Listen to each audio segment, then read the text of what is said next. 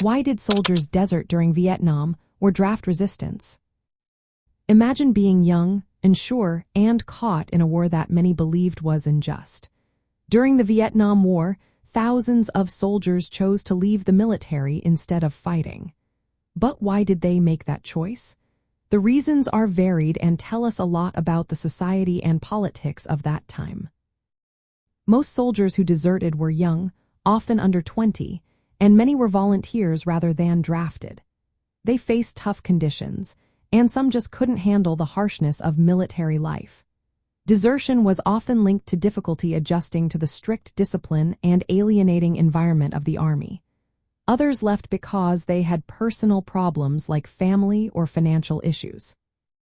Over half of the deserters cited these reasons, showing how economic pressures and family responsibilities played a big role. A smaller but significant group, about 27%, left because they opposed the war itself. They believed the conflict was wrong and felt morally opposed to fighting in Vietnam. These soldiers saw desertion as a way to protest and stand against what they saw as injustice. Some high-profile cases, like the Intrepid Four, who publicly left their ships to oppose the war, gained national attention and fueled anti-war sentiment. Many soldiers who deserted had a history of being absent without leave before they finally left. Most had served less than 2 years and did not desert from combat zones. This shows that desertion was often about personal disillusionment rather than fear of battle. The draft system itself caused a lot of frustration. Many young men tried to avoid service by seeking deferments or exemptions, which often favored wealthier or more connected individuals. Some chose to flee the country, while others simply left the military when they could.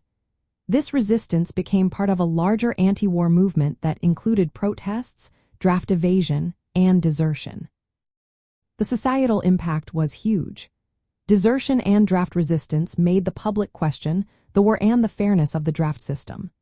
It increased pressure on leaders to change policies and made many Americans more skeptical of government decisions. For the soldiers, desertion reflected their internal conflicts between duty and personal beliefs, and the harsh reality of fighting in a war many saw as unnecessary. So, desertion during the Vietnam War was driven by a mix of personal hardship, difficulty adapting to military life, and strong opposition to the war. While some soldiers left because they opposed the conflict, many others simply couldn't cope with the pressures and challenges they faced.